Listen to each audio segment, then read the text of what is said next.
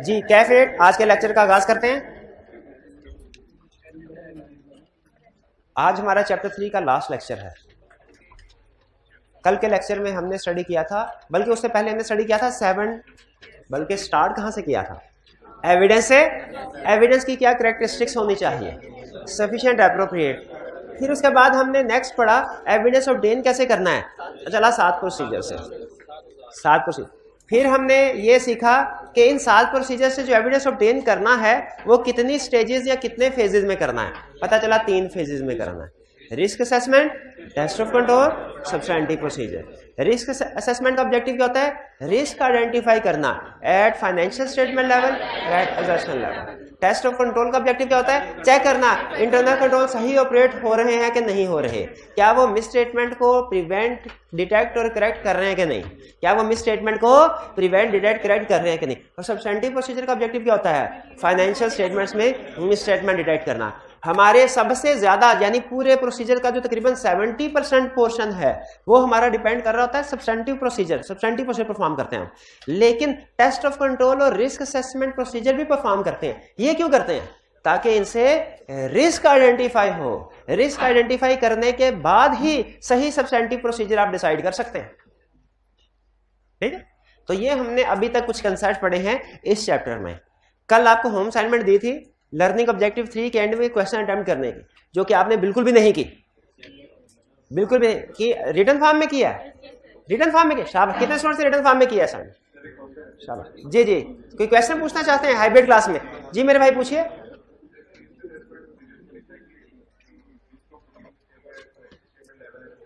जी जी, हाँ शाबाश। उन्होंने एक फर्क ढूंढा, उन्होंने कहा कि सर रिस्क असेसमेंट प्रोसीजर्स में तो उसने रिस्क आइडेंटिफाई किए एट फाइनेंशियल स्टेटमेंट लेवल और एट असर्शन लेवल, दोनों लेवल पे, लेकिन टेस्ट ऑफ कंट्रोल्स और सब्सटेंटिव प्रोसीजर में सिर्फ असर्शन लेवल है, फाइनेंशियल स्टेटमेंट लेवल नहीं है।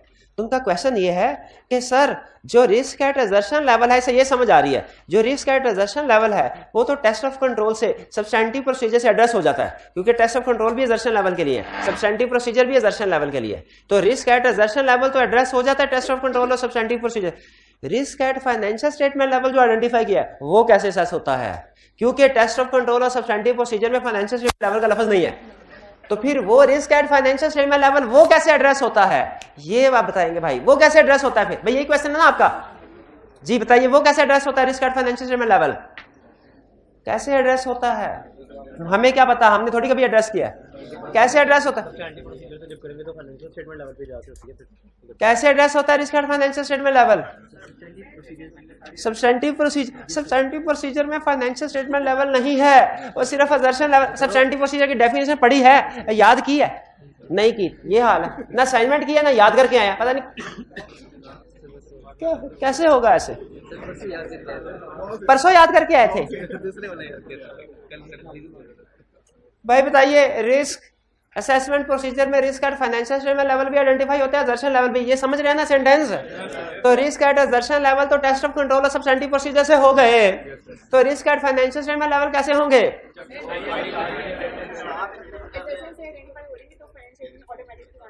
ऑटोमेटिकली नहीं होंगे। क्या? जल्दी बता, जल्दी। हम इनहेरेंट रिस्क में फाइनेंशियल स्टेटमेंट लेवल के रिस्क को आइडेंटिफाई करते हैं, आइडेंटिफाई करते हैं, ये तो मैं भी मान रहा हूं। वो तो रिस्क असेसमेंट स्टेज पे ही आइडेंटिफाई कर ले। और एड्रेस कैसे करते हैं? आइडेंटिफाई करने का मतलब कुछ और होता है, एड्रेस करने का मतलब कुछ और होता है। जब डॉक्टर स्कैन करता है, टेस्ट करवाता है, तो वो मर्ज को आइडेंटिफाई करता है, और जो छुरी घोंप के इलाज करता है ना फेफड़ों का, वो एड्रेस करता है। मैं एड्रेस करने को, आइडेंटिफाई करने को नहीं पूछ रहा। आइडेंटिफाई तो रिस्क असेसमेंट प्रोसीजर में हो जाएंगे, risk at financial statement level. उनका इलाज कैसे होगा?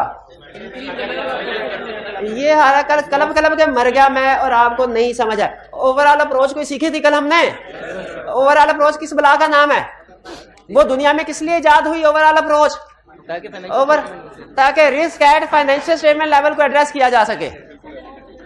नहीं याद ओवरऑल अप्रोच? मैं किसी और क्लास में पढ़ा दी होगी, है ना? भाई और कोई क्लास नहीं पढ़ाता मैं, अब सिर्फ एक ही क्लास पढ़ाता होता, इसी क्लास में पढ़ाई थी। ला में पढ़ा गया हूं तो कुछ कह नहीं सकता मैं। तो भाई वो जो रिस्क एंड, आपने बिल्कुल ठीक, हाइब्रिड वाले स्टूडेंट आपने बिल्कुल ठीक आइडेंटिफाई किया है कि रिस्क हम दो तरह से आइडेंटिफाई करते हैं, एट फाइनेंशियल स्टेटमेंट लेवल और at assertion level. Financial statement level को एड्रेस करने के लिए ओवरऑल अप्रोच है, असर्शन लेवल पर रिस्क को एड्रेस करने के लिए टेस्ट ऑफ कंट्रोल और सब्सटेंटिव प्रोसीजर है। इसीलिए टेस्ट ऑफ कंट्रोल और सब्सटेंटिव प्रोसीजर की डेफिनेशन में असर्शन लेवल है, फाइनेंशियल स्टेटमेंट लेवल नहीं है। और कल बताया भी था आपको, एग्जाम में उसने केस स्टडी में पूछा हुआ था कि रिस्क ऑफ फ्रॉड है, बताओ कैसे एड्रेस करोगे। तो क्या बताना था हमने कि risk of fraud, risk at assertion level, financial statement level है, ओवरऑल अप्रोच के, और फिर ओवरऑल अप्रोच के पॉइंट लिखने थे। लेकिन आपकी जाने भला रिस्क एट असर्शन लेवल क्या होता है, risk at financial statement level क्या होता है, ये अभी भैया बताएं जरा। रिस्क एट असर्शन लेवल की 2 एग्जांपल दीजिए, risk at financial statement level की 2 एग्जांपल दीजिए। असर्शन लेवल बस फ्रॉड होता है जो भी मैंने बता दिया। गोइंग का सर कुछ नहीं, आप ना कुछ असाइनमेंट करके आए हैं ना आप कुछ याद करके आए हैं, सिर्फ घर जाके टाइम पास करके आ गए हैं। अब क्वेश्चन की डिस्कशन में करने का, जिससे पूछूंगा ना वही बताएगा और फौरी बताएगा। बस आज मैं गुस्से में हूं। Question 7. IT shall perform risk assessment procedure to provide a basis for the identification and assessment of risk. Identification का मतलब क्या है, रिस्क ढूंढना है कि नहीं है। असेसमेंट का मतलब क्या है, छोटा रिस्क है बड़ा रिस्क, असर्शन लेवल का कि फाइनेंशियल स्टेटमेंट लेवल का। वो कहता है risk assessment procedure provide basis for identification and assessment of risk of real misstatement at financial statement and assertion level. Statement ठीक बता रहे ना। List down the risk assessment procedure as described above. वो risk assessment procedure बता दीजिए जी मेरे भाई, रिस्क असेसमेंट प्रोसीजर बताइए। Increase level of professional scepticism, reduce materiality level, element of unpredictability, more of the procedure at year end, increased supervision, direction and review of team, engage more experienced and expert staff। सारा गलत। ये तो है response to risk and financial statement. मैंने पूछा है risk assessment procedure, यानी risk को आइडेंटिफाई करने के लिए जो प्रोसीजर परफॉर्म करेंगे। देखिए ना, एक चीज में रखिए, मैंने आपको बताया था ना टू और ऑन का फर्क। टू और ऑन का फर्क क्या है, टू का मतलब है कोई काम करने के लिए क्या प्रोसीजर परफॉर्म करेंगे, बताया था ना। चार्टर्ड अकाउंटेंट बनने के लिए क्या करेंगे, what will you do to become chartered accountant. दिन रात पढ़ेंगे, होम असाइनमेंट करेंगे, केस स्टडीज की प्रैक्टिस करेंगे, वीकली टेस्ट देंगे, क्लास में आके क्वेश्चन पूछेंगे, ये सारे काम हैं टू बिकम। और what would you do on becoming chartered accountant. कभी कोई केस स्टडी बाकी की जिंदगी में नहीं करेंगे, कभी नहीं पढ़ेंगे, उयाशी करेंगे, है? ये है फर्क। टू और ऑन, फर्क पता चल गया ना। कोई काम करने के लिए और कोई काम कर होने के बाद। मैं पूछ रहा हूं रिस्क असेसमेंट प्रोसीजर, ये होते हैं to identify risk. Risk assessment procedure क्या होते हैं, टू आइडेंटिफाई रिस्क। और रिस्पॉन्स क्या होता है, ऑन आइडेंटिफाइंग रिस्क। मैंने पूछा है रिस्क आइडेंटिफाई करने के लिए क्या प्रोसीजर परफॉर्म करेंगे, वो होते हैं रिस्क असेसमेंट प्रोसीजर। वो गिनवाए ना, inquiry, observation, inspection, analytical procedure. Inquiry, observation, inspection, analytical procedure. Inquiry से बताइए कैसे रिस्क असेस होगा, जल्दी से बताएं, शाबाश। हाँ जी, इंक्वायरी से। आपने ऑडिटर नहीं बनना, आपने ऑडिट नहीं करने जाके, आपने क्लाइंट से इंक्वायरी नहीं करनी, रिस्क असेसमेंट नहीं करनी क्या। सवाल पूछेंगे, हाँ जी, क्या पूछेंगे, पूछे सवाल जिससे कोई ऐसा सवाल पूछे जिससे रिस्क आइडेंटिफाई होता हो। आप इन्वेंट्री काउंट नहीं करते, रिस्क आ गया ना, रिस्क राइज हो गया ना। इसका मतलब है जो बैलेंस शीट में इन्वेंट्री होगी वो गलत हो सकती है, ये है रिस्क। शाबाश, बिल्कुल ठीक है। इंक्वायरी, ऑब्जर्वेशन, क्या देखने से रिस्क आइडेंटिफाई होता है, बताइए। ऑब्जर्वेशन का कोई एक प्रोसीजर जिससे रिस्क आइडेंटिफाई होता हो। नहीं भाईजान जी। इन्वेंट्री काउंट, अगर हम इन्वेंट्री काउंट को ऑब्जर्व कर रहे हैं और हमें पता चले कि क्लाइंट इंस्ट्रक्शंस के मुताबिक जो उसको इंस्ट्रक्शंस दी गई हैं, जो एसओपीज दिए गए हैं, उनको फॉलो नहीं कर रहा इन्वेंट्री काउंट करने में, तो रिस्क है कि इन्वेंट्री काउंट ठीक नहीं होगा। अगर आप ऑब्जर्व करते हैं और आपको पता चल जाता है कैश में सेग्रीगेशन ऑफ ड्यूटीज नहीं है, यानी एक ही बंदा रिसीव कर रहा है कैश, वही रिकॉर्ड कर रहा है, रिस्क बढ़ गया। तो देखिए इंक्वायरी से भी रिस्क बढ़ गया, ऑब्जर्वेशन से भी, इंस्पेक्शन से भी। आपने डॉक्यूमेंट्स को चेक किया, उसके ऊपर किसी के साइन नहीं है, पता ही नहीं कौन पास कर गया ट्रांजैक्शन। एनालिटिकल प्रोसीजर में पिछले साल की निस्बत इस साल इनकम या एक्सपेंस हाई है या लो, ये रिस्क असेसमेंट। तो इन सबसे रिस्क आइडेंटिफाई हो रहा है ना, ये है रिस्क असेसमेंट प्रोसीजर। क्लियर हुआ ये हाइब्रिड वाले भाई जो आधे सोए आधे जागे हैं, सबसे फ्रंट बेंच पे। क्लियर हो गया ये आपको? क्लियर आ गया? अच्छा चलो ठीक है, बाद में यार नहीं। अच्छा मैंने आपको सातों के सातों प्रोसीजर रिस्क असेसमेंट में भी परफॉर्म हो सकते हैं, टेस्ट ऑफ कंट्रोल में भी हो सकते हैं, सब्सटेंटिव प्रोसीजर में भी हो सकते हैं। तो रिस्क असेसमेंट के तौर पे सातों में से कोई भी प्रोसीजर परफॉर्म हो सकते हैं, लेकिन स्टैंडर्ड ये कहता है ये जो चार हम आपको बता रहे हैं ना, ये लाजमी करना है। इसीलिए बेहतर यह है कि यही एग्जाम में लिखे, सातों के सातों ना लिखे। उन्होंने कहा सर आपने तो कहा था सातों किसी भी स्टेज पे परफॉर्म हो सकते हैं, तो रिस्क असेसमेंट में आप सिर्फ चार के नाम ले रहे हैं, बाकी तीन के क्यों नहीं ले रहे? क्योंकि स्टैंडर्ड ने हमें कहा है कि रिस्क असेसमेंट के लिए ये चार फेवर। देखिए कुछ प्रोसीजर कुछ जगह पे ज्यादा अहम होते हैं, कुछ कम। बाकी के प्रोसीजर रिस्क असेसमेंट में परफॉर्म कर सकते हैं, लेकिन वो निस्बतन कम अहम है, इसलिए उनको रिस्क असेसमेंट प्रोसीजर में हम नहीं लिखते। आप भी एग्जाम में जब आपसे पूछेगा ना, तो बेहतर है यही चार कंसेप्चुअली ज़हन में रखें, सातों हो सकते हैं, लेकिन लिखने कितने हैं? यही चार। क्लियर जी? इंक्वायरी ऑब्जर्वेशन के साथ इंस्पेक्शन भी है। इंस्पेक्शन लिखा नहीं हुआ? लिखा हुआ है, वो बोर्ड पे शायद नहीं लिखा था कल। ऑब्जर्व एक ही लाइन में लिखा, कोई बात नहीं, एक ही होता है, कोई नो प्रॉब्लम। आगे चले। ISA 315 पता नहीं कौन सा स्टैंडर्ड है। Understanding the entity and assessing the risk of material misstatement states, वो स्टैंडर्ड ये कहता है। स्टैंडर्ड में ये बात लिखी है क्या? The auditor should perform risk assessment procedures to obtain an understanding of entity and its environment. Entity और environment एक ही बात है, including its internal control। यानी स्टैंडर्ड में क्या लिखा हुआ है? ऑडिटर को रिस्क असेसमेंट प्रोसीजर परफॉर्म करने चाहिए, किस लिए? एंटिटी की अंडरस्टैंडिंग ऑब्टेन करने के लिए और इंटरनल कंट्रोल की अंडरस्टैंडिंग ऑब्टेन करने के लिए। ये लाइन समझ आ रही है ना? कह रहे explain the purpose of risk assessment procedure. Risk assessment procedure का पर्पस क्या है? रिस्क डेफिनेशन में ही पर्पस लिखा हुआ है, डेफिनेशन में ही पर्पस लिखा हुआ है। शाबाश, बताइए डेफिनेशन क्या है? एक मिनट है। Procedure to obtain understanding of entity and its internal control to assess risk of material misstatement at financial statement level and transaction level. फिर कह रहा है outline the sources of audit evidence that auditor can use as part of risk assessment procedure. Sources का मतलब यहाँ पे procedure है, उसे सोर्सेज का वर्ड यूज नहीं करना चाहिए था। ये असल में पाकिस्तान का क्वेश्चन नहीं है, ICSE का, वो भी बड़ा पुराना है, 15 साल पुराना। तो सोर्सेज का मतलब यहाँ पे वो क्या है ले रहा है? प्रोसीजर्स। कि आप रिस्क असेसमेंट में कौन कौन से प्रोसीजर नॉर्मली यूज कर सकते हैं? वही चार, inquiry, observation, inspection, analytical procedure. हो सके तो एक एग्जाम्पल दे दें। अच्छा क्या आप इस काबिल हैं कि एग्जाम्पल खुद से बना सके? अब हल्की फुल्की एग्जाम्पल्स, ठीक है? नहीं काबिल कोई बात नहीं, अभी मजीद प्रैक्टिस करेंगे फिर हो जाएंगे। असाइनमेंट करें तो आप इस काबिल हो ना, वो प्रोसीजर वाली असाइनमेंट नहीं की होगी आपने। Question 8 clear? Next, state the aim of a test of control and the aim of a substantive procedure. भाई हर एक की डेफिनेशन में ही उसका पर्पस लिखा हुआ है। रिस्क असेसमेंट की डेफिनेशन में उसका पर्पस लिखा हुआ है, टेस्ट ऑफ कंट्रोल की डेफिनेशन में उसका पर्पस लिखा हुआ है। टेस्ट ऑफ कंट्रोल का पर्पस बताए?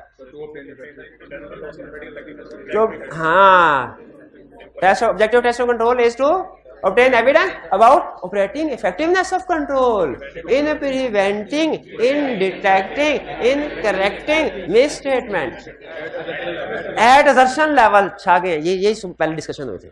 और सब्सटेंटिव प्रोसीजर की भाई मुझे बताएंगे पर्पस, एम क्या है सब्सटेंटिव प्रोसीजर का? To detect material misstatement in financial statement at assertion level. देखें फाइनेंशियल स्टेटमेंट हो रहा है, फाइनेंशियल स्टेटमेंट लेवल हो रहा है, नहीं समझ आई ना? फाइनेंशियल स्टेटमेंट्स का मतलब है वो सेट जो हमने वेरीफाई करना है, और फाइनेंशियल स्टेटमेंट लेवल का मतलब है कि रिस्क का इफेक्ट कितनी जगहों पे है, बहुत सी जगहों पे है। फाइनेंशियल स्टेटमेंट लेवल का मतलब बहुत सी जगहों पे है, असर्शन लेवल का मतलब है एक जगह पे। तो ये पर्पस एम दोनों के क्लियर हो गए? हाइब्रिड वाले भाई जो फ्रंट पे बैठे, अगर आपको क्लियर हो गए तो हाथ उठाइए। एम क्लियर हो गए टेस्ट ऑफ कंट्रोल के सबसे। चलिए अब next, second, in respect of your attendance eight clients inventory count. क्या क्लाइंट जब इन्वेंटरी काउंट कर रहा हो हम ऑडिटर प्रेजेंट होते हैं? कभी कभार नहीं, हमेशा होते हैं। कभी कभार हमेशा होते हैं। हम नहीं होते तो हमारी फर्म का ही कोई दूसरा बंदा होगा, लेकिन जरूर के काउंट सही किया कि नहीं किया। मैन्युफैक्चरिंग ऑर्गेनाइजेशन में दो ही एरिया सबसे बड़े होते हैं, एक फिक्स एसेट और एक इन्वेंट्री। और फिक्स एसेट में प्रैक्टिकली इतना रिस्क नहीं होता जितना इन्वेंट्री में होता है। आपको मैंने ये तो बताया ना, हर एरिया में डिफरेंट रिस्क होता है। फिक्स एसेट में ज्यादा रिस्क होता है कि इन्वेंट्री में ज्यादा रिस्क है? क्यों बोला? इन्वेंट्री नॉर्मली साइज में स्मॉल होती है, चोरी हो सकती है, सॉलिड हो सकती है। हाँ जी बिल्कुल, फिक्स एसेट आगे इधर नहीं कर सकते नॉर्मली। ओके रेस्ट, आप इन्वेंट्री अकाउंट में मौजूद है, state one test of control and one substantive that you should perform. Inventory account पे क्या टेस्ट ऑफ कंट्रोल परफॉर्म करेंगे? टेस्ट ऑफ कंट्रोल बताएं जी। स्टॉक काउंट कर रहे हैं तो देखेंगे उस टाइम पे सेल परचेज साथ साथ तो नहीं हो रही, ये है टेस्ट। देखिए ऑब्जर्व करना कि क्लाइंट सही का टेस्ट ऑफ कंट्रोल क्या है भला। अगर हम ऑब्जर्व करते हैं कि क्लाइंट काम सही कर रहा है कि नहीं, देखिए इंटरनल कंट्रोल किसकी जिम्मेदारी है? मैनेजमेंट की, यानी काम करना मैनेजमेंट में है। टेस्ट ऑफ कंट्रोल किसकी जिम्मेदारी? ऑडिटर की। टेस्ट ऑफ कंट्रोल का मतलब क्या होता है? ये देखना कि कंट्रोल सही परफॉर्म हो रहा है कि नहीं। तो अगर इन्वेंट्री काउंट करना है, कंट्रोल है मैनेजमेंट का, तो इसका टेस्ट ऑफ कंट्रोल क्या होगा? ये देखना कि कंट्रोल सही परफॉर्म हो रहा है कि नहीं। तो उसमें इन्वेंट्री काउंट का जो भी प्रोसीजर है, आप किसी भी प्रोसीजर के साथ ये लिख दें, हम ऑब्जर्व करेंगे कि ये प्रोसीजर हो रहा है कि नहीं हो रहा। हम ऑब्जर्व करेंगे कि इन्वेंट्री काउंट के टाइम पे सेल परचेज क्लोज कर दी गई है कि नहीं, ये टेस्ट ऑफ। हम ऑब्जर्व करेंगे ऑब्सोलीट इन्वेंट्री आइटम को अलग से आइडेंटिफाई किया जा रहा है कि नहीं। हम ऑब्जर्व करेंगे कि इन्वेंट्री काउंट इन्वेंट्री मैनेजर ना करे, कोई बाहर का बंदा आके करे। ये समझ आया? ये अच्छा कंट्रोल है कि नहीं है? नहीं, बंदा मैनेजमेंट के, लेकिन इन्वेंट्री काउंट के कैशियर के पास अगर कैश है और वो चोरी कर रहा है, उससे हम पूछेंगे कैश पूरा है, तो वो क्या कहेगा? तो इसका मतलब है कैश काउंट करवाने के लिए हमें कोई दूसरे बंदे को कहना चाहिए यार मंथ एंड पे इसका कैश काउंट करना। तो अगर इन्वेंट्री मैनेजर इन्वेंट्री को चुपके चुपके से चोरी करके सेल कर रहा है, जो अक्सर करते हैं, तो ये देखना इन्वेंट्री पूरी है कि नहीं। तो स्टॉक काउंट करने के लिए इन्वेंट्री मैनेजर ही को एंगेज करना चाहिए कि कोई दूसरा बंदा आके कंपनी के अंदर ही कोई मैनेजमेंट का दूसरा बंदा आके चेक करे। तो ये सारी चीजें देखना, ये क्या है? ये है टेस्ट ऑफ कंट्रोल। यह है टेस्ट ऑफ कंट्रोल कि क्लाइंट का कोई भी, आप मुझे क्लाइंट का कोई भी कंट्रोल बता दें, कोई भी कंट्रोल बताएं। इंटरनल कंट्रोल की एग्जांपल दीजिए। रिकंसिलिएशन बने, तो हम अगर ये चेक करेंगे, अच्छा रिकंसिलिएशन बनाना क्लाइंट का काम है, वो कंट्रोल है। हम एज राइटर ये देखें पिछले महीने की रिकंसिलिएशन बनी है कि नहीं, ये क्या है? Test of control. Test of control. और कोई कंट्रोल बताएं? सेग्रीगेशन, हम अगर देखेंगे सेग्रीगेशन ड्यूटीज है कि नहीं है, टेस्ट ऑफ कंट्रोल। अप्रूवल, ये कंट्रोल है। और हम अगर डॉक्यूमेंट्स का सैंपल उठा के देखें ट्रांजैक्शन की अप्रूवल हुई है कि नहीं, ये क्या है? तो टेस्ट ऑफ कंट्रोल हम हर एरिया में बना सकते हैं। टेस्ट ऑफ कंट्रोल हम हर एरिया, जहां जहां कंट्रोल वहां टेस्ट ऑफ कंट्रोल हो सकता है। लेकिन उसने किसमें पूछा है? सिर्फ इन्वेंट्री में। हम इन्वेंट्री में बताएंगे। जी जी नहीं, ये टेस्ट ऑफ कंट्रोल, ये risk assessment procedure. Inquiries normal risk assessment procedure होती हैं। वो तो जब कंट्रोल परफॉर्म हो रहा होगा ना, उसको देखना, वो टेस्ट ऑफ कंट्रोल होगा। ठीक है, इसको भी किसी हद तक टेस्ट ऑफ कंट्रोल कह सकते हैं, लेकिन inquiry alone is not sufficient appropriate auditor, ये सिखाया हुआ है आपको। इसको किसी हद तक आप टेस्ट ऑफ, क्योंकि एक ही प्रोसीजर आपको पता है रिस्क असेसमेंट में परफॉर्म हो सकता है, टेस्ट ऑफ सब्सटेंटिव में भी। तो उन्होंने कहा अगर मैनेजमेंट से पूछे इन्वेंट्री काउंट कर रहे हैं कि नहीं, तो ये भी टेस्ट ऑफ कंट्रोल हो सकता है कंसेप्चुअली। लेकिन अगर क्लाइंट कह देना कि यस करते हैं, तो आपको फिर उसके साथ कुछ और प्रोसीजर भी परफॉर्म करने पड़ेंगे, पूरा कंफर्म करना पड़ेगा, क्योंकि हमने पढ़ा हुआ है inquiry alone is not a sufficient appropriate audit evidence. भाई ये क्लियर हो गया? अच्छा, one substantive procedures. Substantive procedure क्या है? क्लाइंट अगर कर रहा है काम और हम देख रहे हैं, ये तो टेस्ट ऑफ कंट्रोल है। और अगर खुद करना शुरू कर दें, ये गिनना शुरू कर दे, ये गिनना शुरू कर दे, ऐसे ही कितने हैं खुद, ये क्या होगा? ये सब्सटेंटिव प्रोसीजर है। फर्क समझ आ रहा है रिस्क असेसमेंट में और टेस्ट ऑफ कंट्रोल में और सब्सटेंटिव प्रोसीजर में? आपने सबसे ज्यादा किसको अंडरस्टैंड करना भला?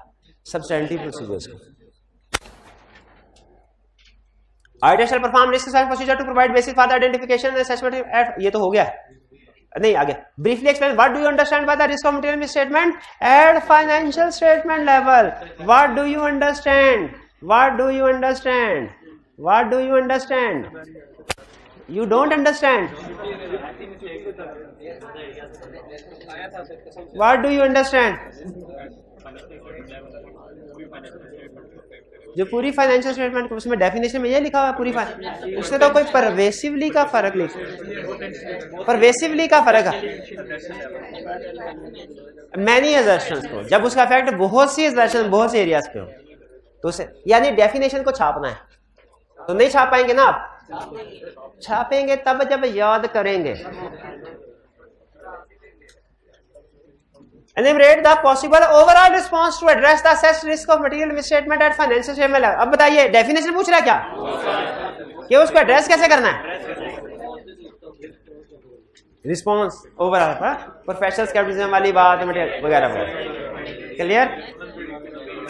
अच्छा कल स्टूडेंट पूछे थे सर इसमें मटीरियलिटी लिखा हुआ है, ये क्या चक्कर, एक चीज हमेशा जहन में रखिए, कुछ असूल हैं वो हम समझ या लेते हैं, उनको इन्वेस्टिगेट नहीं करते, ठीक है। दुनिया गोल है, सुना ना, क्यों गोल है हमें जानने की जरूरत नहीं, ये जानना गोल है, ठीक है ना।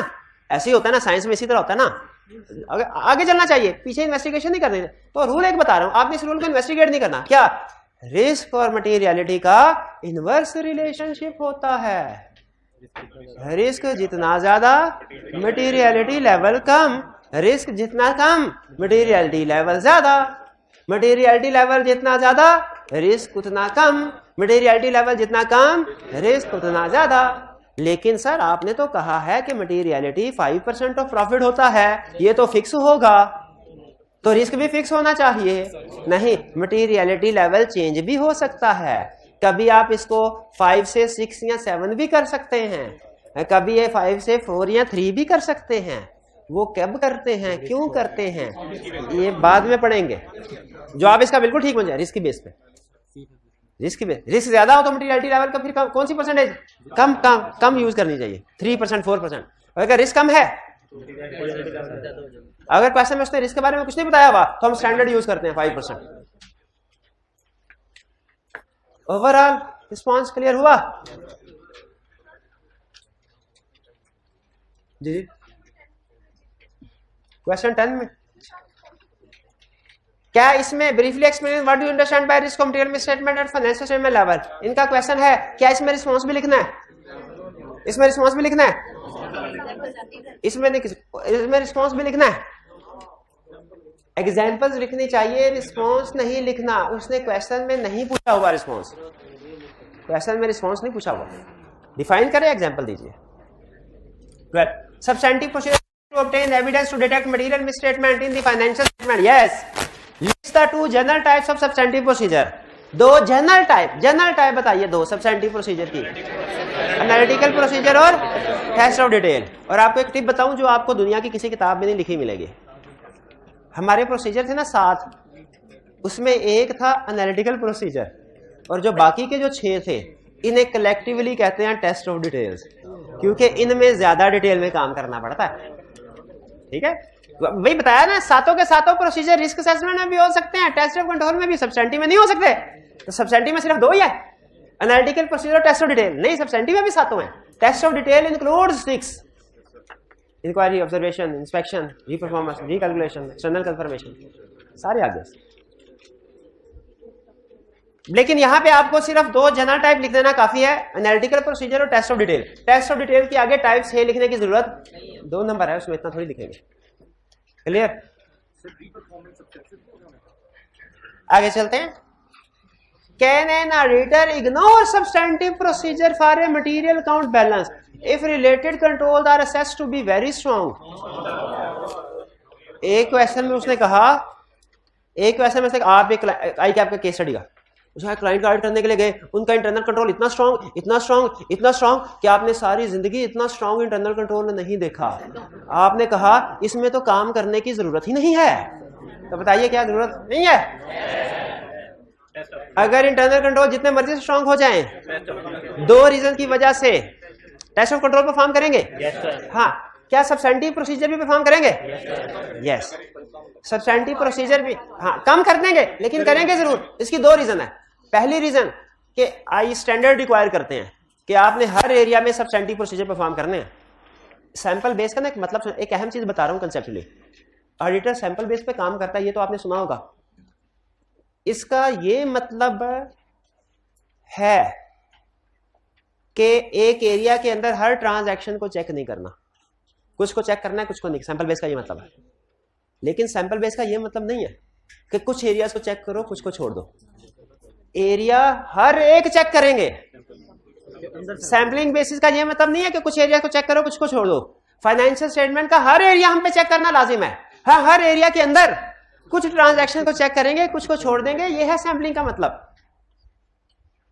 ठीक है, तो याद रखिए कि हमने हर एरिया में प्रोसीजर परफॉर्म करने हैं। स्टैंडर्ड कहता है कि आपने हर एरिया में सब्सटेंटिव, आपको बताया था रिस्क असेसमेंट प्रोसीजर और सब्सटेंटिव प्रोसीजर, ये हर एरिया में परफॉर्म करना रिक्वायर्ड है। चूंकि सब्सटेंटिव प्रोसीजर परफॉर्म करना रिक्वायर्ड है, इसको ओमिट नहीं कर सकते।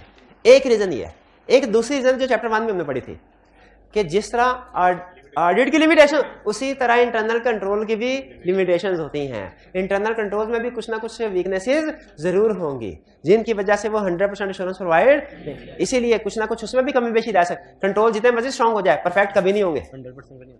कंट्रोल जितने मर्जी स्ट्रांग हो जाए, परफेक्ट कभी नहीं होंगे। इसीलिए हमें रिस्क को कम कर सकते हैं, प्रोसीजर कम कर दें, लेकिन कुछ ना कुछ सब्सटेंटिव प्रोसीजर जरूर परफॉर्म कर दें। ये अच्छा क्वेश्चन है कंसेप्चुअली।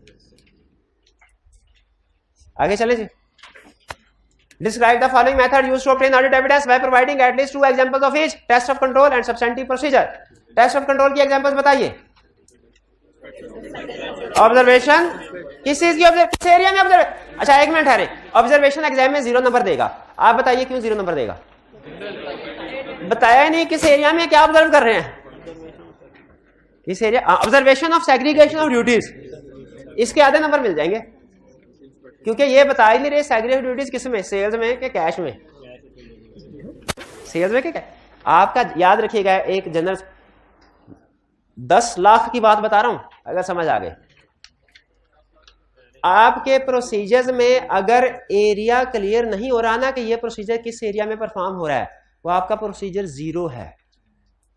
सुने, 2 प्रोसीजर बता रहा हूं। पहला सेंड कंफर्मेशन लेटर, दूसरा send confirmation letter to debtors.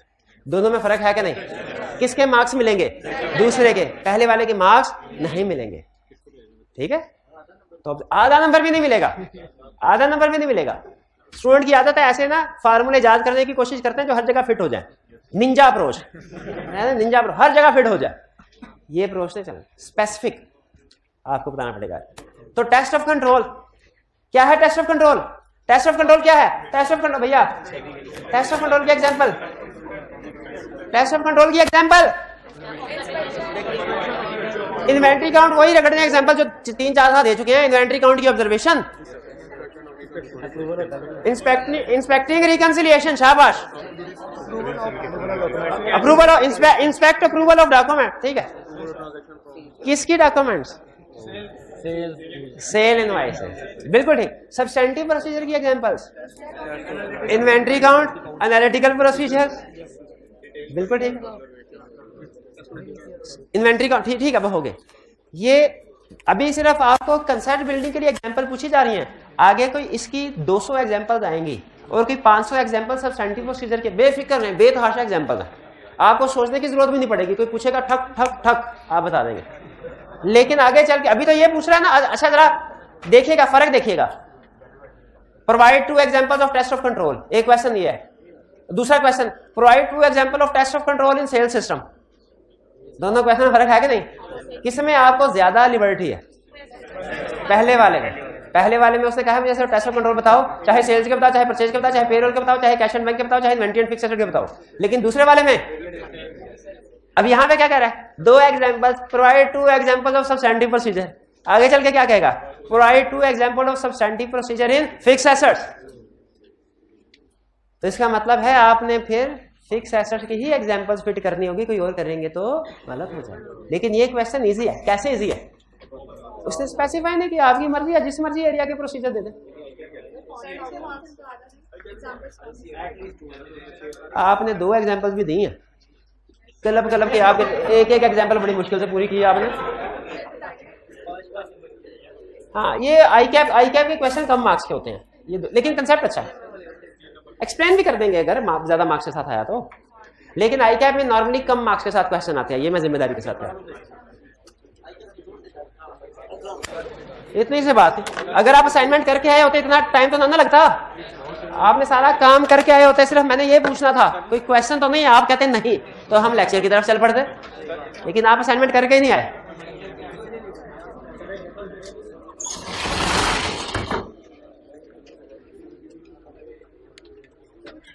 सुन लीजिए, हम कहां पे थे कल हमने लेक्चर कहां पे छोड़ा। पहले तो देखते हैं चैप्टर 3 कहां से शुरू हुआ था। चैप्टर 3 था हमारा फोर्थ एलिमेंट, एविडेंस। हमने सबसे पहले सीखा एविडेंस को सफिशिएंट एप्रोप्रिएट होना चाहिए। फिर सीखा एविडेंस कैसे ऑब्टेन करेंगे, 7 प्रोसीजर से। फिर सीखा ये 7 प्रोसीजर किन फेजेस पे परफॉर्म करेंगे, 3 पे, risk assessment, test of control, substantive procedure किस में परफॉर्म किए जाते हैं। पहले इसमें सबसे अहम फेज जिस पे हम प्रोसीजर परफॉर्म करते हैं वो है सब्सटेंटिव प्रोसीजर्स, जिसमें हम फाइनेंशियल स्टेटमेंट्स को वेरीफाई करते हैं। ठीक है, सबसे अहम फेज कौन सा है, सब्सटेंटिव प्रोसीजर, जिसमें हम फाइनेंशियल स्टेटमेंट्स को वेरीफाई करते हैं। तो अब हम ये सीखने जा रहे हैं कि हम ये प्रोसीजर्स, ये जो 7 प्रोसीजर्स हैं, ये जब फाइनेंशियल स्टेटमेंट इनके जरिए से थर्ड फेज यानी फाइनेंशियल स्टेटमेंट को वेरीफाई करेंगे, उसमें मिस स्टेटमेंट ढूंढेंगे, तो हमारा तरीकाकार क्या होगा, हमारा तरीकाकार क्या होगा, हम किस डिटेल्ड में जाके प्रोसीजर परफॉर्म करेंगे। पहला क्वेश्चन, क्या सारी की सारी financial statement, overall financial statement इकट्ठी वेरीफाई हो जाएंगी इन प्रोसीजर से। सारी की सारी फाइनेंशियल स्टेटमेंट इकट्ठी नहीं होंगी इन प्रोसीजर से परफॉर्म, हर एरिया को अलग-अलग करना पड़ेगा। ओके, अच्छा, क्या हर एरिया इकट्ठा वेरीफाई हो जाएगा इन प्रोसीजर से, ऐसे भी नहीं होगा। हर एरिया के सब पार्ट्स बनाने पड़ेंगे और हर पार्ट को अलग-अलग वेरीफाई करना होगा। जैसे हमने एनालिसिस बताया था ना, साइंस में एनालिसिस करते हैं, ऊपर क्या होता है, मॉलिक्यूल, नीचे क्या होता है, एटम, और एटम के नीचे सब एटम नहीं होते, सब एटम कहते हैं उसको, इलेक्ट्रॉन, प्रोटॉन, न्यूट्रॉन। तो अगर आपने एनालिसिस करना है मॉलिक्यूल का, उसको वेरीफाई करना है कि इसके अंदर क्या चीजें हैं मॉलिक्यूल, तो उसको as it is single unit नहीं वेरीफाई कर सकते, उसके सब पार्ट्स बनाने पड़ेंगे एटम। और जब एटम का एनालिसिस करना है उसको as it is single unit नहीं वेरीफाई कर सकते, सब पार्ट। यानी जितना डिटेल में जाएं उतना बेहतर है एनालिसिस करना। उसी तरह जब याद रखिएगा, हम जब फाइनेंशियल स्टेटमेंट वेरीफाई करते हैं तो सारी की सारी फाइनेंशियल स्टेटमेंट एक ही दफा में वेरीफाई नहीं हो जाती। हम फाइनेंशियल स्टेटमेंट को खोलते हैं डिफरेंट एरियाज में, ये ऊपर फाइनेंशियल स्टेटमेंट, ये नीचे 50 एरियाज खुल गए, और फिर हर एरिया के ऊपर क्लिक किया, उसके अंदर मजीद 6 सब पार्ट्स खुल गए कि अगर आप सेल्स को वेरीफाई करना चाहते हो तो इसकी ये 1 2 3 4 5 6 चीजें वेरीफाई करो, फिर सेल्स वेरीफाई हो जाएगी। फिर परचेजेस की 6 चीजें वेरीफाई करो, फिर डेटर्स की 6 चीजें वेरीफाई करो, फिर क्रेडिटर की 6 चीजें फिर क्रेडिटर वेरीफाई हो जाएगा। एक्रूड लाइबिलिटीज की 6 चीजें वेरीफाई करो, एक्रूड लाइबिलिटीज वेरीफाई हो जाएंगी। सैलरीज की 6 चीजें वेरीफाई करो, सैलरीज वेरीफाई हो। और जब सारे एरियाज वेरीफाई हो जाएंगे, फाइनेंशियल स्टेटमेंट वेरीफाई हो जाएंगे। यानी पहले ये क्या इसको कहते हैं, एक होती है टॉप डाउन अप्रोच, एक होती है बॉटम अप अप्रोच। हम जब ऑडिट करते हैं ना तो बॉटम अप अप्रोच से करते हैं, यानी पहले सबसे डिटेल्ड छोटे, उसे कहते हैं असर्शन। वो जो साइंस में कहते हैं ना प्रोटॉन, न्यूट्रॉन वगैरह वगैरह, उसको हम ऑडिट में क्या कहते हैं, असर्शन। पहले हम असर्शन वेरीफाई करेंगे, असर्शन वेरीफाई करेंगे तो एरिया वेरीफाई होगा, और जब सारे एरियाज वेरीफाई हो जाएंगे तो फाइनेंशियल स्टेटमेंट वेरीफाई हो जाएगी। फिर से बताइए, जब हमने फाइनेंशियल स्टेटमेंट वेरीफाई करनी है, बॉटम अप अप्रोच क्या कहती है, सबसे पहले क्या वेरीफाई करें, सबसे पहले असर्शन वेरीफाई करें। जब किसी एरिया की 6 की 6 असर्शन वेरीफाई हो जाएंगी तो वो एरिया वेरीफाई हो जाएगा, और जब सारे एरियाज वेरीफाई हो जाएंगे, वेरीफाई हो जाएंगे।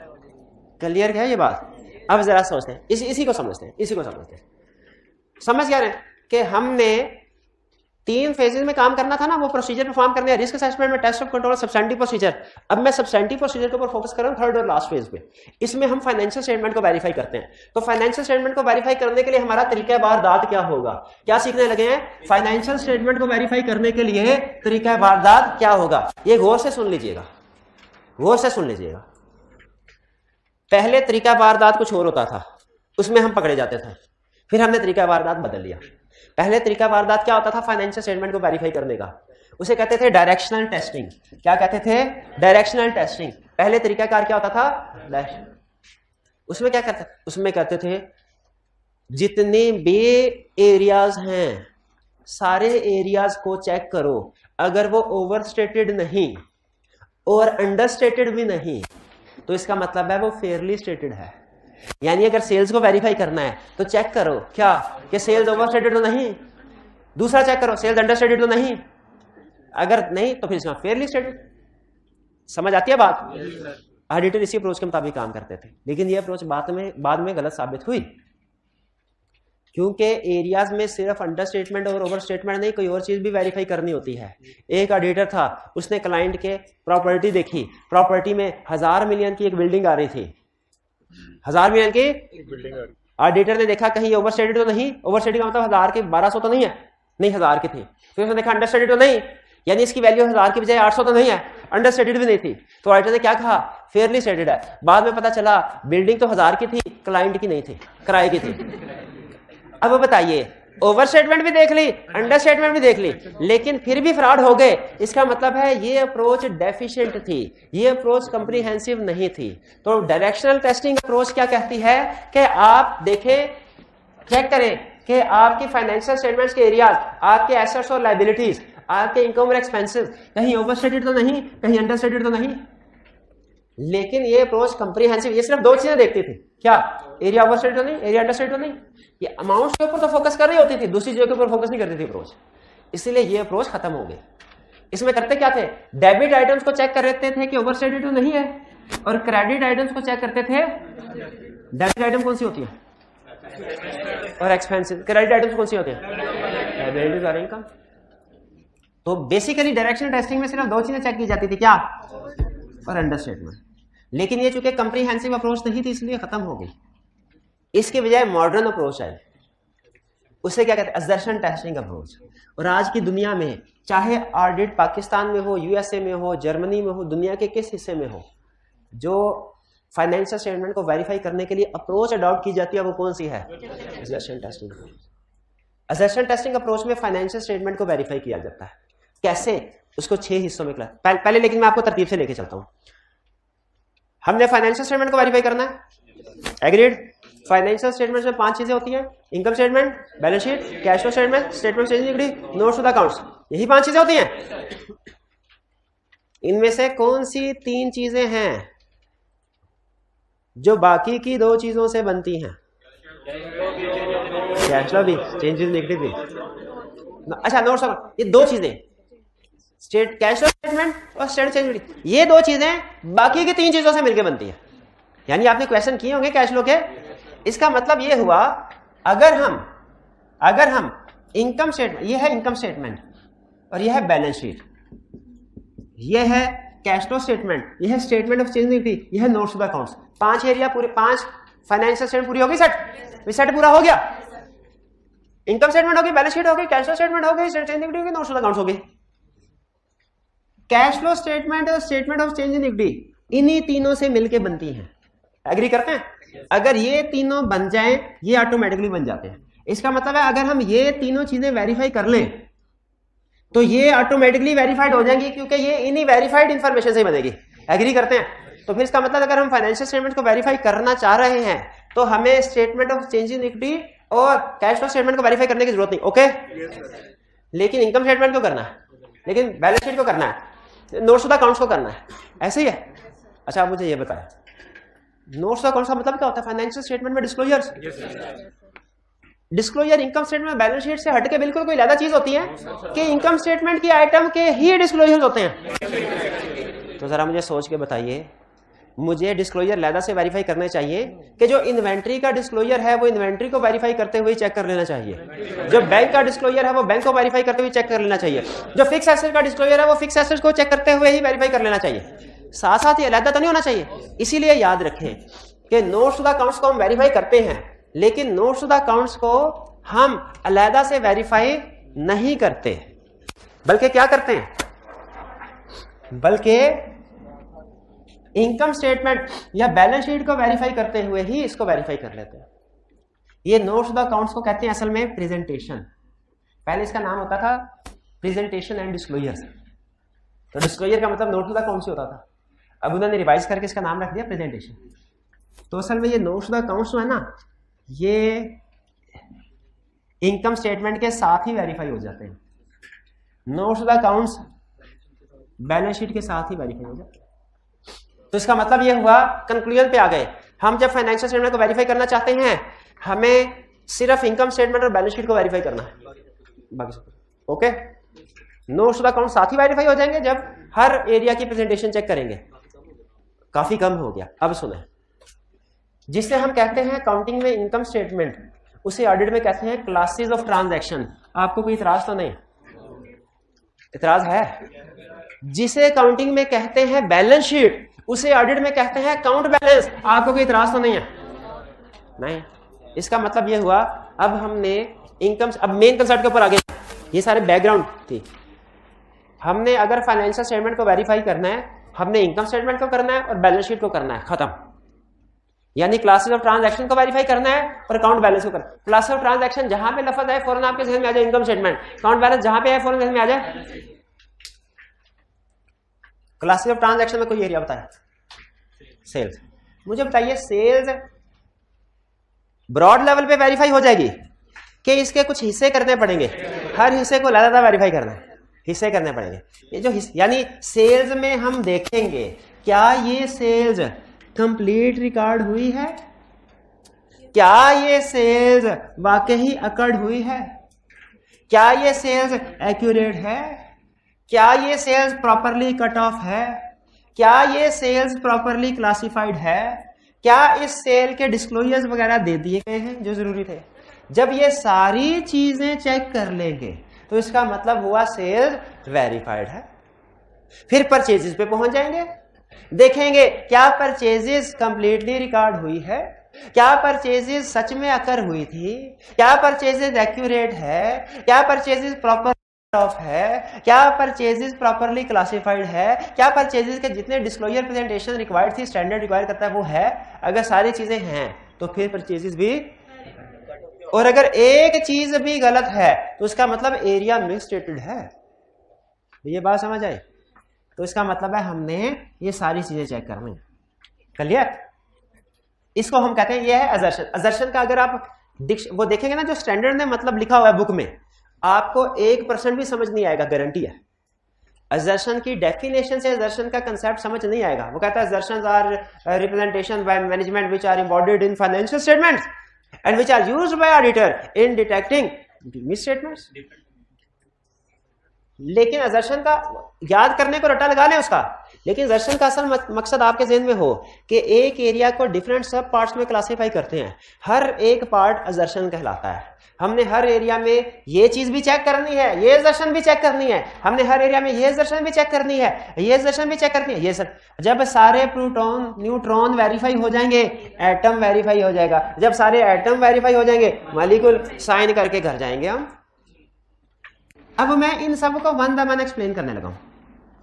आप मुझे बताइए, क्या सेल्स में रिस्क है कि जितनी सेल्स अकर कब होती है? जब सेल हो जाती है और जब गुड्स डिस्पैच होती हैं। गुड्स डिस्पैच होती हैं। सेल्स अकर कब होती है? सेल्स रिकॉर्ड कब होती है? कैश रिसीव जब बुक्स में एंट्री उसकी डाल देते हैं, एंट्री डेबिट डेबिट सेल्स का, तो वो रिकॉर्ड हो जाती है। ठीक है? सेल्स रिकॉर्ड कब होती है? जब सेल्स अकाउंट में पहुंच जाए। अकर कब होती है? जब गुड डिस्पैच हो जाए। रिकॉर्ड कब होती है? जब सेल्स अकाउंट में पहुंच जाए। सेल्स अकर कब होती है? जब गुड्स डिस्पैच हो जाए। अकर जब गुड्स डिस्पैच हो जाए। रिकॉर्ड कब होती है? जब सेल्स टी अकाउंट में पहुंच जाए, एंट्री हो जाकर। ठीक? क्या ऐसा पॉसिबल है कि सेल्स रिकॉर्ड तो, सेल्स अकर तो हुई, रिकॉर्ड नहीं हुई? हो सकता है। तो इसे आप क्या कहेंगे? मिस्टर सेल्स कंप्लीटली रिकॉर्ड नहीं हुई, अंडरस्टेटेड है। अंडरस्टेटेड, शाबाश, अंडरस्टेटेड। लेकिन पुराना तरीका वारदात में इस्तेमाल करते थे। अब अंडरस्टेटेड के लिए वर्ड क्या बोलते हैं? ठीक है? अच्छा, अब सुन लें। आपने कंप्लीटनेस को चेक कर लिया, यानी आपने ये चेक कर लिया कि जितनी भी सेल्स अकर हुई है वो रिकॉर्ड हो गई है। जितनी भी सेल्स अकर हुई है वो रिकॉर्ड हो गई है। नहीं, अब सुनिए, अभी भी क्या गलती हो सकती है कोई? अब क्या हो सकती है? हमने यह तो देख लिया कि जितनी भी सेल्स अकर हुई है वो सारी रिकॉर्ड हो गई हो, लेकिन यह भी तो हो सकता है जितनी भी सेल्स रिकॉर्ड हुई है सारी की सारी अकर ना हुई हो। ओवर स्टेटमेंट, यह भी हो सकता है। दोनों चीजें एक ही है कि फर्क है? स्टूडेंट कहते हैं एक ही चीज है सर, एक जैसे दोनों में फर्क समझ आ रहा है? ये एक दफा फर्क समझ आ गया ना, आपके 5-6 जगहों पे आसानी हो जाएगी, 5-6 जगहों पे आसानी हो जाएगी।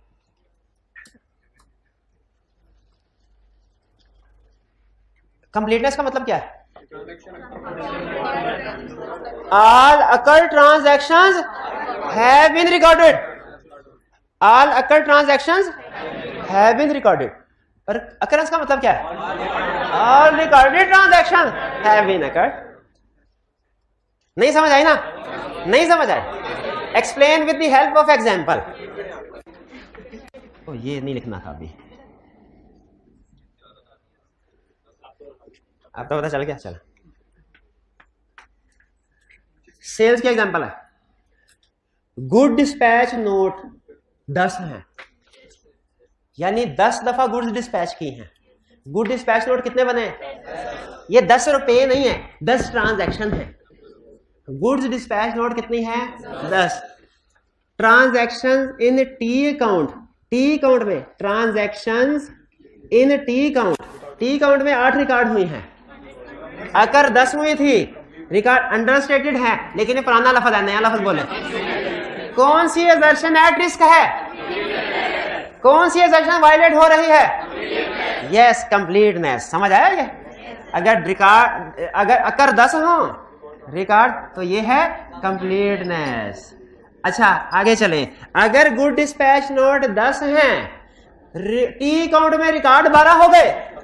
अब पहले बोले ओवर स्टेटमेंट, लेकिन ये तो पुराना लफ्ज है, नया लफ्ज क्या है? आपको बताया था ना, O for overstatement, O for occurrence. तो इसका मतलब ये है, मतलब क्या इसका कि ये अकरेंस है। मतलब क्या है कि जितनी ट्रांजैक्शन रिकॉर्ड हुई है ना, सारी की सारी अकर नहीं हुई।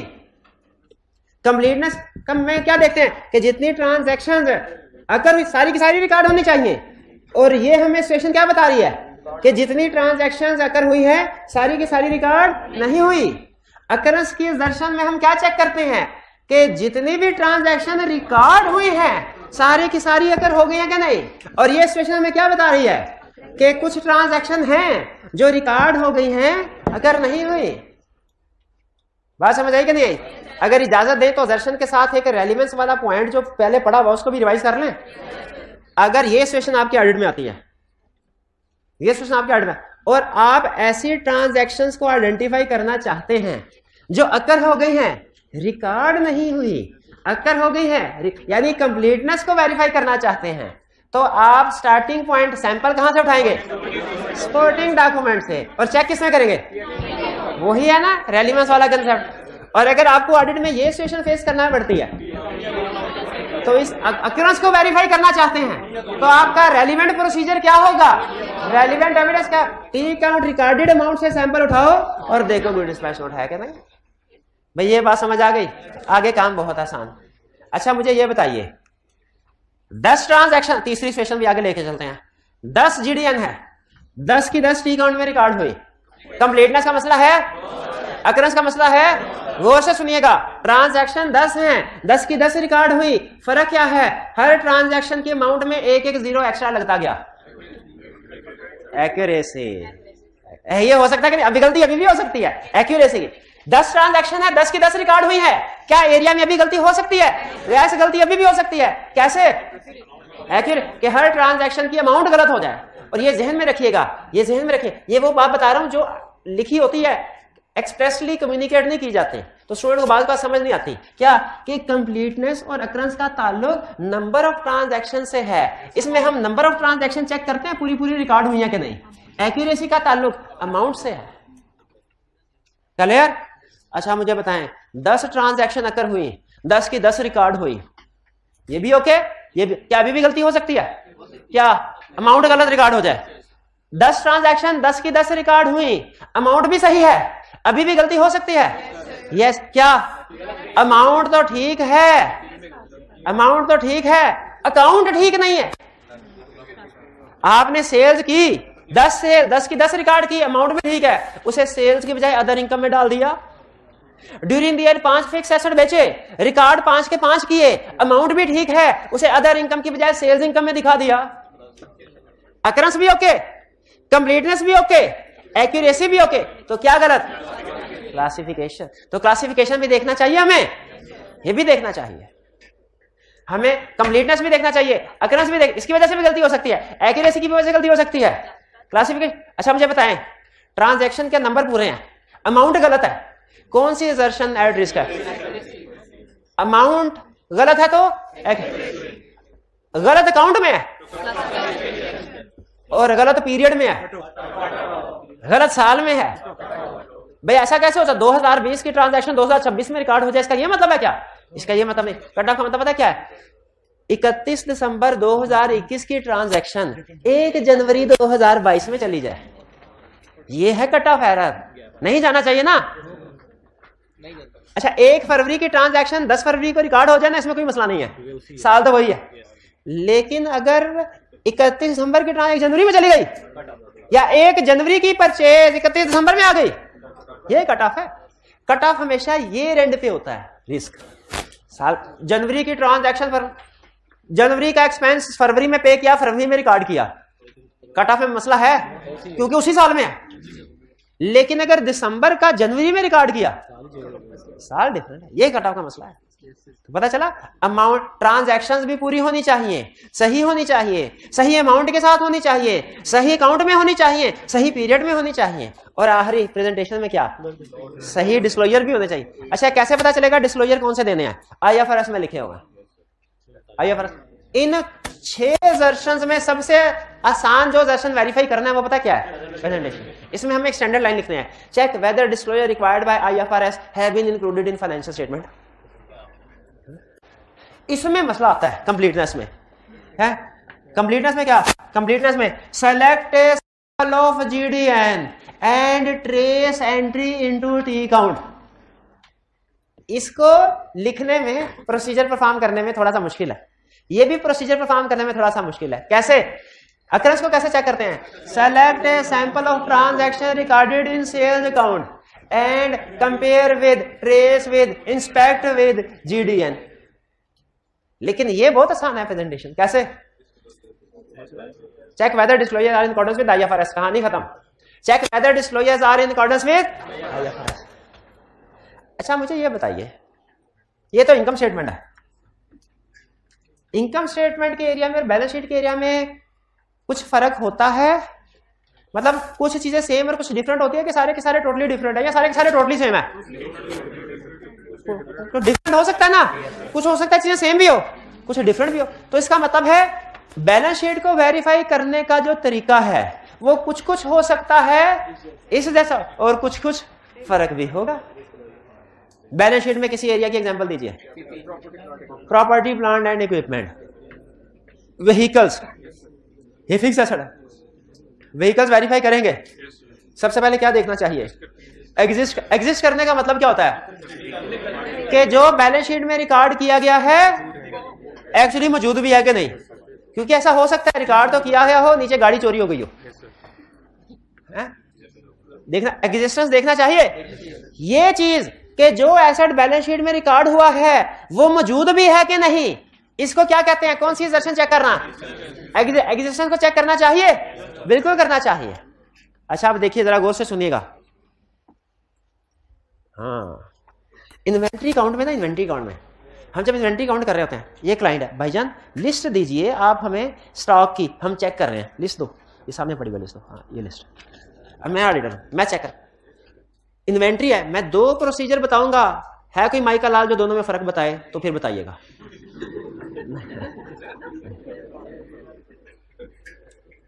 3 गिलास किधर हैं? ये 6 प्लेटें किधर है? ये गोदाम में पड़े। ये 5 परातें पड़ी हुई हैं, ये लिस्ट में किधर हैं? ये लिस्ट में किधर है दिखाओ। दो प्रोसीजर हैं, एक को हम कहते हैं लिस्ट टू फ्लोर, यानी लिस्ट में जो क्लाइंट ने इन्वेंट्री की लिस्ट बनाई है स्टॉक शीट, उसमें से सैंपल सिलेक्ट करके मैं वेयर हाउस में देख रहा हूं मौजूद है कि नहीं। एक असर्शन ये है, और एक असर्शन क्या है कि मैं फिजिकली सैंपल उठा के देख रहा हूं लिस्ट में मौजूद है कि नहीं।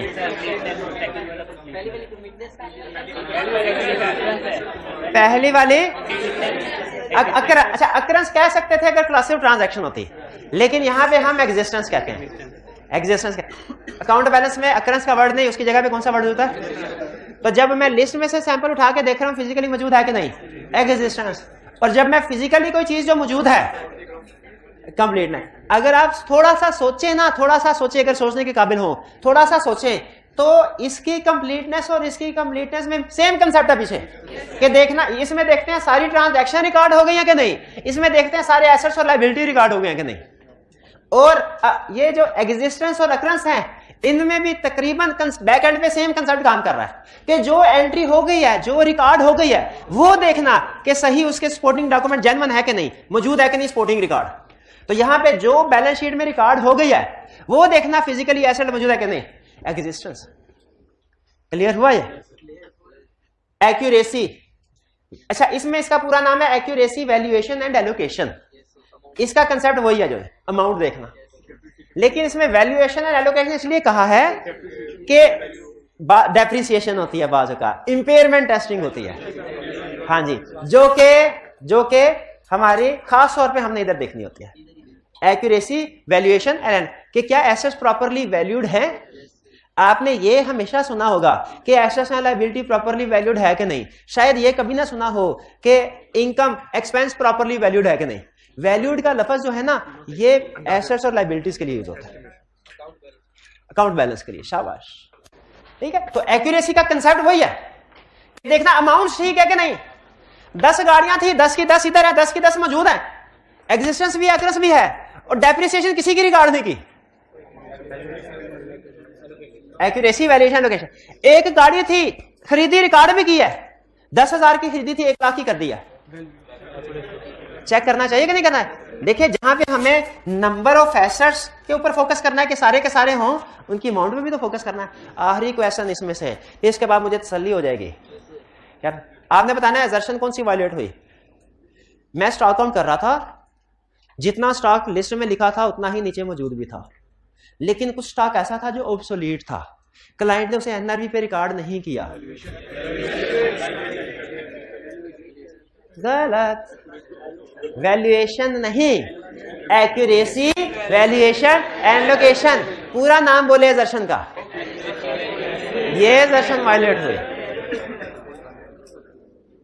एसेट था, गाड़ियां थी, 10 गाड़ियां रिकॉर्ड हुई हैं, फिजिकली भी 10 गाड़ियां थी, अमाउंट भी ठीक है। क्या अभी भी फ्रॉड हो सकता है? क्या हो सकता है? वो सारी किराए की हो, ऑडिटर को दिखाने के लिए लाए हो। तो हाँ, तो हमें क्या rights and obligation, rights and obligation का मतलब क्या है, ये देखना कि एसेट या लायबिलिटी वाकई ही क्लाइंट की है, किसी और की तो नहीं है। वाकई ही क्लाइंट की है, किसी और की तो नहीं है। कैसे चेक करेंगे? टाइटल डॉक्यूमेंट से। कैसे चेक करेंगे? टाइटल डॉक्यूमेंट से।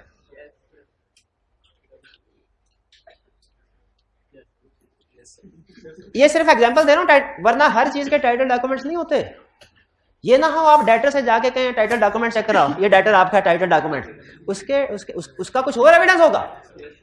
लेकिन राइट्स एंड ऑब्लिगेशन आपने हर एसेट और लायबिलिटी के लिए। अच्छा, अकाउंट बैलेंस से मुराद सिर्फ एसेट्स होते हैं कि लायबिलिटीज भी? तो इसमें राइट का लफ्ज एसेट्स के लिए, लेकिन आपने हमेशा दोनों को इकट्ठा इस्तेमाल करना है। पूरा नाम, पूरा नाम। क्लासिफिकेशन का मतलब क्या है?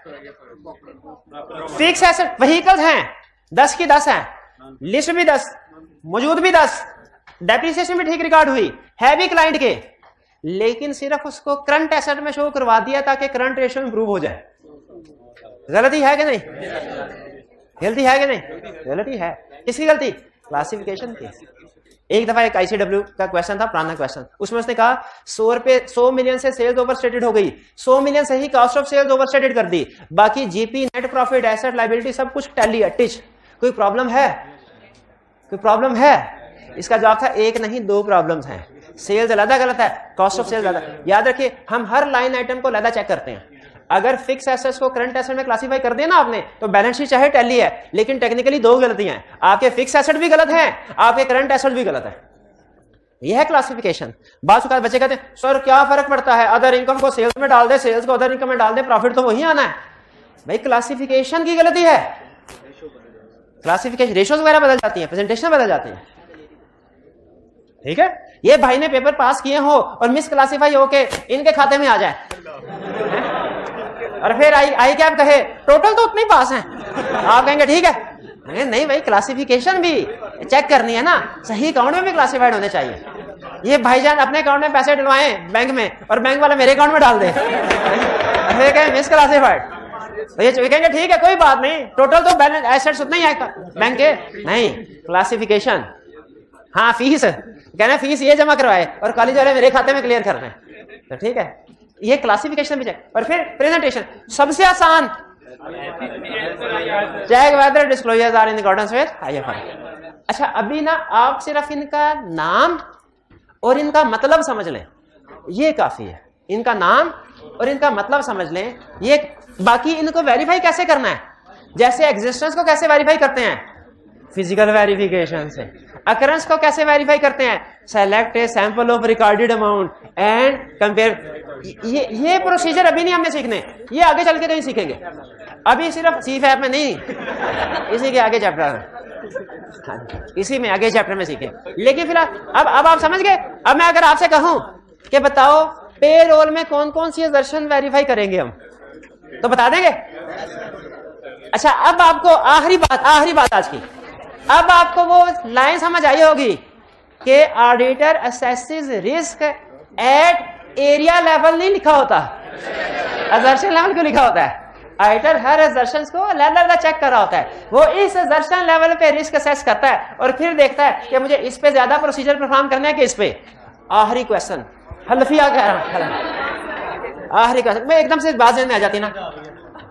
मुझे बताइए, अगर आप सोच के सारा लेक्चर जो है इस सवाल पे खड़ा है, अगर आप सेल्स का एरिया वेरीफाई कर रहे हो, कौन सी असर्शन में ज्यादा रिस्क है, कंप्लीटनेस में के अकरेंस में?